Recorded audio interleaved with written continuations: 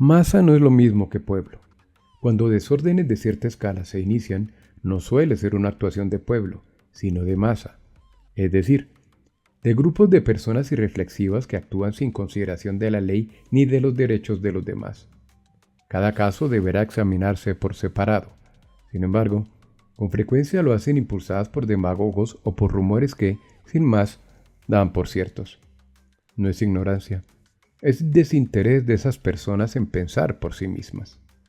Los demagogos lo saben y las usan, de modo típico convocando al pueblo en apariencia cuando en realidad convocan masas ciegas, simples peones para lograr sus bajos fines ocultos bajo falsos llamados a la justicia o la paz y hasta ayudados por agitadores pagos. Hablemos de la masa y de lo que pensaban de ella los clásicos.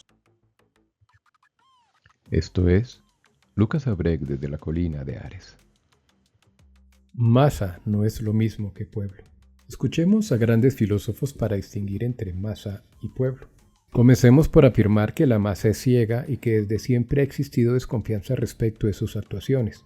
Desde luego, también de quienes individualmente funcionan con las mismas falencias que la masa. Por eso no solamente me refiero aquí al deber de distinguir entre uno y otro término, masa y pueblo, sino que además muestro cómo los filósofos clásicos más importantes no tenían en gran estima a la masa. Ya me ocupé del concepto de pueblo en otro video que sugiero ver. Vamos a escuchar las palabras que nos llegan desde la lejana antigüedad que muestran lo que pensaban acerca de la masa y su actuar tres de los máximos exponentes del pensamiento filosófico antes de Cristo, Platón, Aristóteles y Cicerón.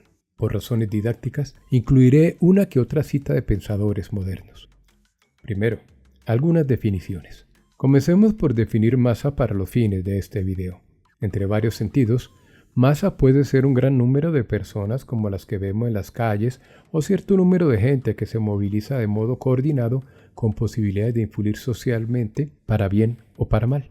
Es en este último sentido a que nos referimos en este video, es decir, a la masa que, por motivos emocionales, comienza a funcionar como un grupo coordinado, lo cual no siempre es un riesgo, como cuando los asistentes a un concierto empiezan a reaccionar al unísono, sino que lo es cuando es usada con daño a otros. No siempre la masa desordenada es impulsada por un demagogo, sino que puede que actúe por una percepción arbitraria de la realidad, como cuando una acción justa de la autoridad lesiona con razón a un miembro de su colectivo. Pongamos por caso cuando viera a un delincuente y sin embargo ciertas personas reaccionan de forma desproporcionada frente a lo que ese delincuente se buscó. Aquí me interesa en particular la masa y los demagogos como invitación a reflexionar en la peor forma de masa, la que apoya, a veces hasta con violencia, a estos. Nos queda, por tanto, otra definición pendiente. ¿Qué es demagogia? Es demagogo quien practica la demagogia. ¿Pero qué es demagogia? Entre otras cosas, demagogia es, nos enseña el diccionario de la Real Academia Española, la práctica política consistente en ganarse con halagos el favor popular, o bien una degeneración de la democracia, consistente en que los políticos, mediante concesiones y halagos a los sentimientos elementales de los ciudadanos, tratan de conseguir el poder o mantenerse en él. No hablemos por ahora de las masas que hasta asesinan enloquecidas por un simple rumor. Ocupémonos de aquellas que son títeres de demagogos y que se camuflan bajo el disfraz de acciones del pueblo. Así han causado enormes daños hasta a países enteros. Segundo, la principal condición que necesitan los demagogos. Entremos ya a recordar a los autores clásicos. De la principal condición que necesitan los demagogos nos alerta Aristóteles. Los demagogos aparecen cuando el imperio de la ley es débil, lo que significa que pueden hacer lo que quieran disfrazados de una legalidad que manipulan. Escribe Aristóteles en la Política. Donde las leyes no son soberanas, ahí surgen los demagogos. Tercero, la masa y los demagogos. Aristóteles, en el mismo libro, también afirma algo bien interesante respecto de quienes siguen a los demagogos o a politiqueros, aun cuando estos irrespeten la ley. Dice, sin rodeos, que al hacerlo se comportan como animales, o como animales salvajes, diría yo, con un ejercicio sobre el texto en griego que pueden ver en mi video. Se sigue la ley, no un gobernante, en este canal. O sea que cuando un líder que irrespeta la ley invoca a la masa, aunque use la palabra pueblo, en su cabeza tiene claro que invoca a personas que recuerdan a seres que parecen irracionales, porque no les importa, además del irrespeto a la ley, la evidencia del comportamiento de ese líder. Piensen en un líder borrachín, por ejemplo. Hay que preguntar a muchos lo mismo que Platón preguntaba hace 2000 años en su diálogo Las leyes. ¿O no comprendes que cuando el timonel está ebrio o el jefe de cualquier cosa, todo se convulsiona, ya sean navíos, carros, campamento o lo que fuere lo gobernado por él?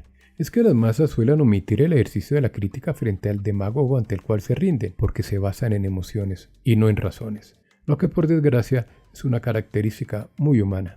Afirma Cicerón en su libro sobre el orador lo siguiente, es una cita que no me canso de repetir y que verán ustedes en otros videos, además de en mi libro La tragedia de la sociedad sin criterio. El ser humano toma más decisiones por odio o por pasión, por deseo o por ira, por dolor o por alegría, por esperanza o por temor, o por error o por otro impulso mental que por la verdad o por una regla precisa o por un principio jurídico o legal.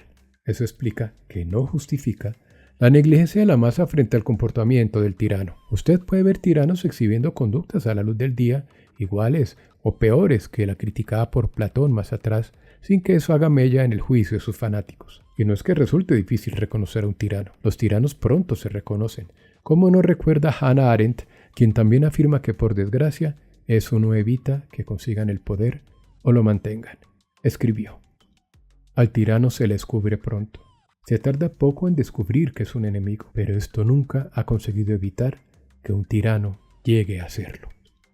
Igualmente, esa falta de mirada crítica explica que la masa crea fácilmente en el demagogo que habla de paz o justicia, otra de las razones que la hace merecedora del apelativo propuesto por Aristóteles, porque se portan como seres irracionales. Les basta la emocionalidad para tragarse entero, lo que dice ese maligno líder. Si usted es de los que cree que por el solo hecho de hablar de paz o justicia alguien, demagogo o no, realmente busca la paz o la justicia, es usted muy ingenuo. Ya lo dijo George Orwell, autor de 1984 y de Rebelión en la Granja. Pero si uno proclama que todo es por una buena causa y no reconoce los síntomas siniestros, en realidad solo está ayudando a fortalecer el totalitarismo. Además, esa credulidad tiene nombre: complicidad. Cada quien tiene el deber de actuar de manera correcta, enseñaba Aristóteles en la Ética Nicomaquea. Y si está en nuestro poder hacer lo bello y lo vergonzoso, e igualmente el no hacerlo, y en esto radicaba el ser buenos o malos, estará en nuestro poder el ser virtuosos o viciosos. Por otro lado, la presencia de un tirano como cabeza de gobierno descarta la posibilidad de existencia de república, como sostuvo Cicerón en Sobre la República. Mejor dicho, hay que ser bien torpe para suponer que un tirano a la cabeza del Estado pueda suponer que a ese Estado se le vaya a reconocer la calidad de república o de democracia. Escribió Cicerón: así pues, allí donde hay un tirano, hay que reconocer que no existe una república defectuosa, como decía ayer, sino que, como ahora la razón obliga a decir, no existe república alguna. No es por tanto extraño que uno de los soportes de los tiranos sea entonces la manipulación de las masas. La actividad política no debe fundarse en las mentiras o la complicidad.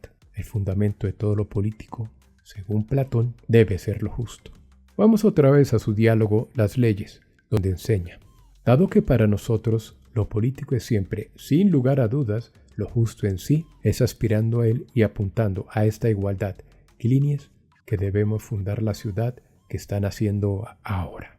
Es así que un buen gobierno necesita de verdadera democracia respaldada por la justicia y, por supuesto, respaldada por los ciudadanos, que son los que conforman un pueblo consciente y reflexivo, el cual, entre otras cosas, es el que aparece mencionado y referido en la Constitución Política de Colombia, por ejemplo. Cuarto, ¿qué pensaban los clásicos sobre la masa y sus actuaciones políticas? Seamos claros, a las masas no se les tiene en estima en general en el pensamiento clásico antiguo, como ilustra un resumen de la posición estoica por una autoridad en filosofía griega, el doctor García Gual, de quien son las siguientes palabras: según los estoicos, la gran mayoría de los humanos son insensatos y necios. Solo el sabio, al margen de las masas necias, encuentra el camino de la felicidad. Esto es de un libro del doctor Carlos García Gual titulado El sabio camino a la felicidad. Esto no es menor. Tenemos entonces que para los estoicos la felicidad no se liga a la actividad de las masas. La verdadera felicidad, por supuesto, porque el malvado encuentra gozo en sus acciones, individuales o colectivas. Cuando hablamos de la masa no me refiero a un estrato social concreto, sino a todo grupo de personas que actúan como esa masa que estoy describiendo aquí, lo que explicaría que incluya citas que se refieren al vulgo, porque tanto masa como vulgo comparten características de poca reflexión. De hecho, cualquiera puede ser incluso muy instruido en apariencia, pero puede actuar con la masa o como la masa, es decir, puede actuar exactamente como el vulgo.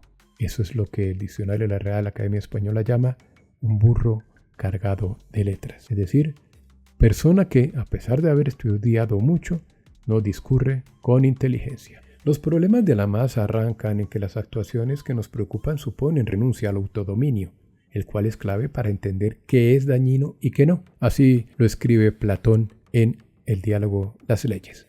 Todo aquello en lo que esté presente alguna forma de autodominio es digno de alabanza, mientras que aquello en lo que éste se relaja es muy dañino.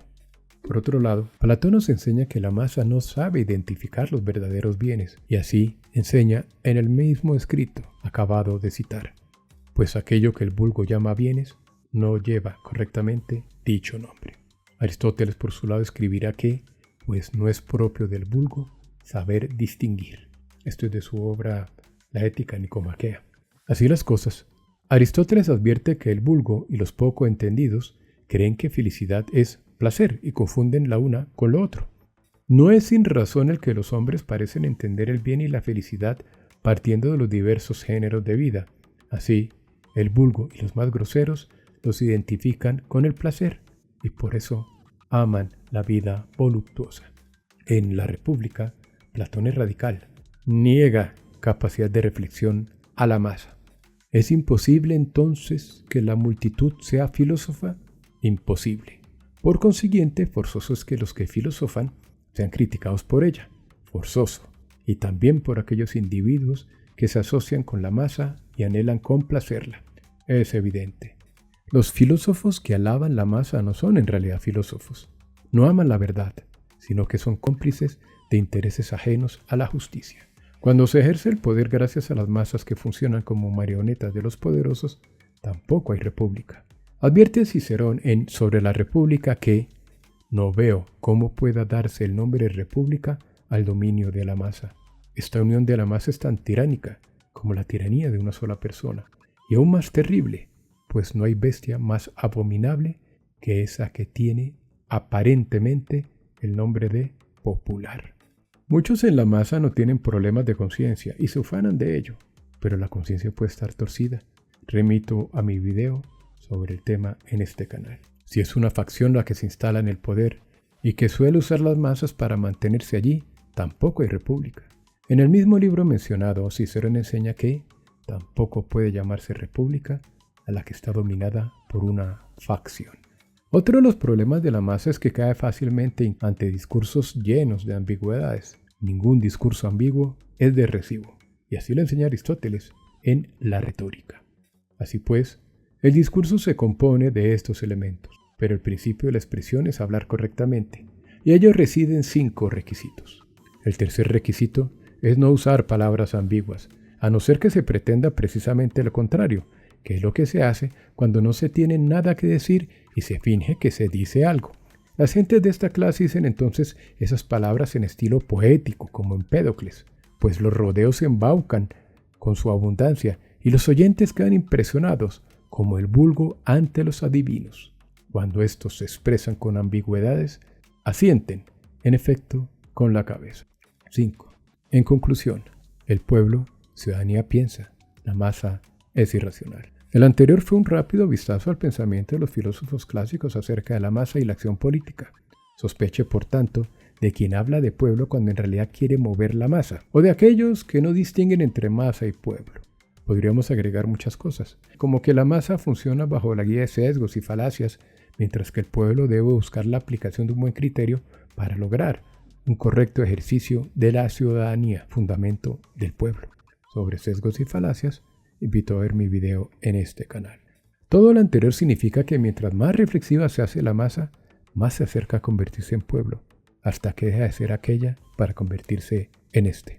Uno pregunta, ¿cómo es que la masa y quienes actúan como ella, así tengan estudios, son tan prepotentes en sus convicciones, poco reflexionadas y honestas? Porque, como escribió Darwin, la ignorancia genera más confianza que el conocimiento. Gracias por su tiempo.